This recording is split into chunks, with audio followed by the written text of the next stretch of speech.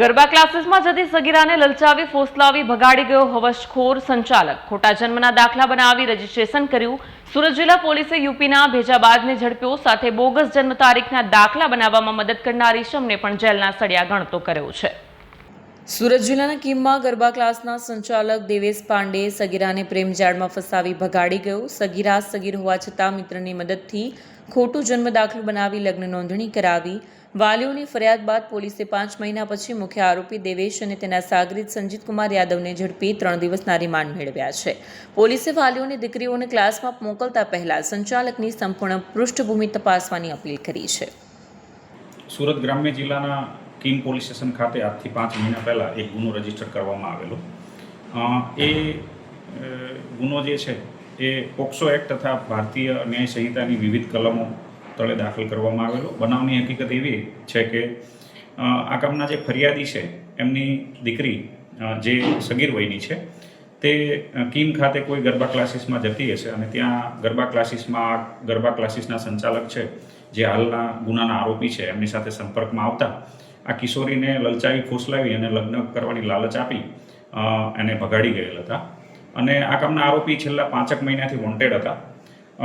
આ બનાવ અનુસંધાને આ આરોપીને કીમ પોલીસ સ્ટેશનના પોલીસ ઇન્સ્પેક્ટર તથા સ્ટાફ દ્વારા જુદા જુદા સોર્સિસ તથા હ્યુમન ઇન્ટેલિજન્સ તથા અન્ય રીતે ઇન્ટરસેપ્ટ કરી અને ગઈ 11 તારીખે એરેસ્ટ કરવામાં આવેલો છે. દિન 3ના રિમાન્ડ લેવામાં આવ્યા છે. રિમાન્ડ દરમિયાનની પૂછપરછ દરમિયાન એવી હકીકત જણાયેલી છે કે આ કામના જે આરોપી છે દેવેશ ઉર્ફે દેવસર પાંડે હાલ કીમ રહે છે અને મૂળ જોનપુર યુપીના રહેવાસી છે. એમણે એમના મિત્ર સંજીત કુમાર યાદવની મદદ લઈ અને આ જે કિશોરી છે એ માઇનોર હોવાથી એની સાથે લગ્ન કરી શકે એવી સ્થિતિ ન હોવાથી એને મેજર બતાવવા માટે થઈને એનો જન્મનો દાખલો છે એ સંજીત કુમાર યાદવની મદદથી ખોટો બનાવેલો અને લગ્ન નોંધણી કરવા માટે થઈને રજિસ્ટ્રાર છે એની સામે એ રજૂ કરેલો અને એના કિશોરી સાથે પોતે લગ્ન કરેલા. આ જે બનાવ છે એની અંદર જે ફોર્જરીની કલમો છે એ ઉમેરવામાં આવેલી છે. સંજીત કુમાર ઉપરાંત પણ એક આરોપી એમાં સંડોવાયેલ હોવાનું તપાસ દરમિયાન ખુલેલું છે. અન્ય કોણ આ ગુનામાં સંડોવાયેલું છે, આ ફોર્જરી ક્યાં કરવામાં આવેલી છે, અન્ય કોઈ પણ પ્રકારના બીજા ગુના આચરેલ છે કે કેમ એ દિશામાં હાલ પોલીસ રિમાન્ડ તળેના જે બંને આરોપીઓ છે દેવેશ અને સંજીત કુમાર બંનેની વિગતવારની પૂછપરછ ચાલુ છે. આ બનાવ અનુસંધાને પોલીસ દ્વારા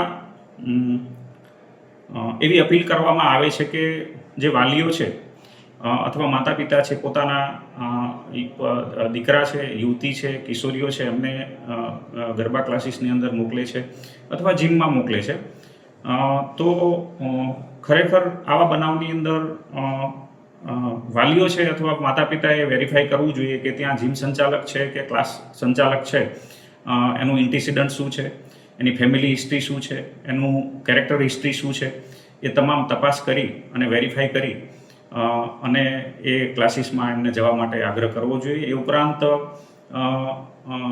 આ બાબતે યુવતી અને કિશોરીઓએ પણ એલર્ટ રહેવું જોઈએ જેથી આવા બનાવો બનતા અટકી શકે. કેમ કે આવા બનાવને અંતે અલ્ટિમેટલી ક્યાંય કોઈ જગ્યાએ સામાજિક રીતે અથવા ક્યાંય કોઈ જગ્યાએ માનસિક રીતે ડિપ્રેશનમાં યુવતીઓ અને કિશોરીઓ આવતી હોય છે અને જેના કારણે એમને ઘણું સહન કરવું પડતું હોય છે. બ્યુરો રિપોર્ટ, સત્ય ટીવી ન્યૂઝ, સુરત.